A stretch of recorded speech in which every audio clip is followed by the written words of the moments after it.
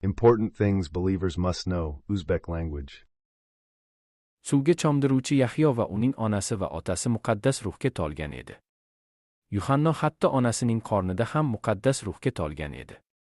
Luqo 1, 16, 17 va u ko'p Isroil ogillarni o'zlarining xudosi egamizga qaytaradi. 17 u ham Ilyosning ruhi va kuchi bilan uning oldiga boradi. Otalarning qalbini bolalarga, itoatsizlarni esa Solihning donoligiga qaratadi. Egamiz uchun tayyorlangan xalqni tayyorlaydi.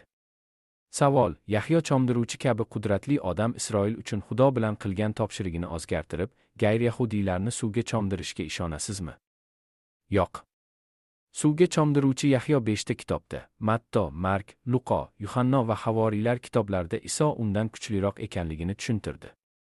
U suvga cho'mdirishini va Iso muqaddas ruh bilan suvga cho'mdirishini aytdi.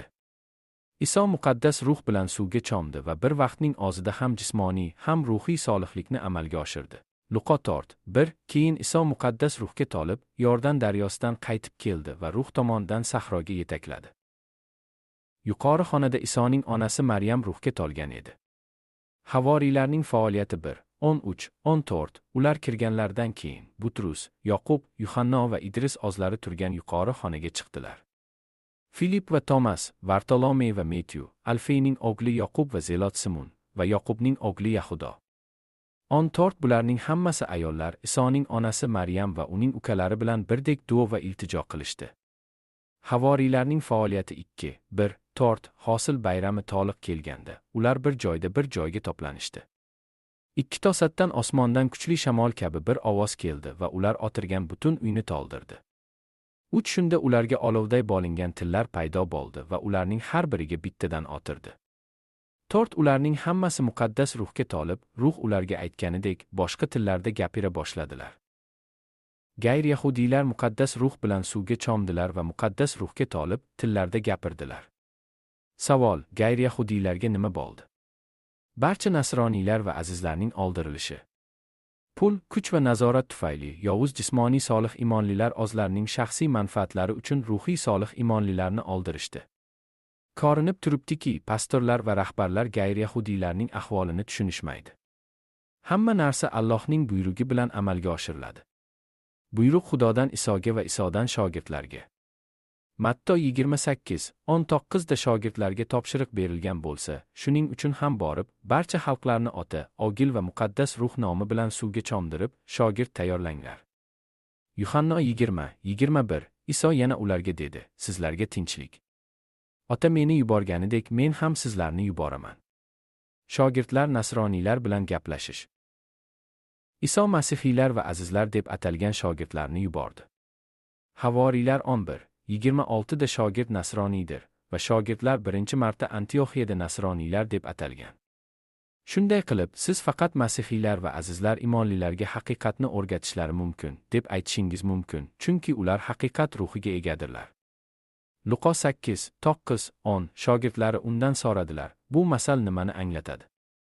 U dedi: Sizlarga Xudo shohligining sirlarini bilish berilgan, qolganlariga esa masallarda berilgan. Ko'rib turib ko'rmaydilar, eshitsalar ham tushunmaydilar. Yuzlab yillar oldin nasroniy va avliyo bo'lgan g'ayri-yahudiylar o'ldirilgan. Ularga haqiqatni o'rgatadigan hech kim yo'q. Bu kulgili tuyulishi mumkin, lekin bu haqiqat. O'ldirishdan keyin mazhablarning boshlanishi edi.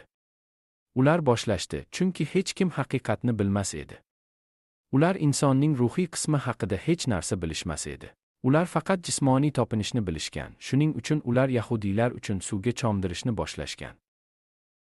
Haqiqatni bilmagan holda ruhoniylar Yuhanno 3:16 oyati haqida yolg'on ma'lumot o'rgatmoqdalar. Chunki Xudo dunyoni shunchalik sevdiki, o'zining yagona o'g'lini berdi, toki unga ishongan har bir kishi halok bo'lmasin, balki abadiy hayotga ega bo'lsin. Ko'pchilik, agar gunohning najotining kechirilishini qabul qilsangiz, abadiy hayotga ega bo'lasiz, deb aytishadi. Bu haqiqat emas. Yuhanno 3:16 da Yuhanno 3:5 ga ishora qilinadi. Iso javob berdi: Sizlarga rostini aytayin, agar kim suvdan va ruhdan tugilmasa, Xudo shohligiga kira olmaydi. Suvdan tugilganingiz Masihning ruhini qabul qilganingizni va ruhdan tugilganingizni anglatadi. Bu siz Xudoning ruhini va haqiqat ruhini qabul qilganingizni anglatadi. Xudoning shohligi abadiy hayotdir. Yuhanno 3:16 va Yuhanno 3:5 ham bir xil xabarni bildiradi. Ular haqiqiy nasroniyni belgilaydilar. Xudoning shohligiga kirish va abadiy hayotga ega bo'lish uchun sizda Masihning ruhi, Xudoning ruhi va haqiqat ruhi bo'lishi kerak. Siz yorug'ga kelaysizmi yoki zulomatda qolaysizmi?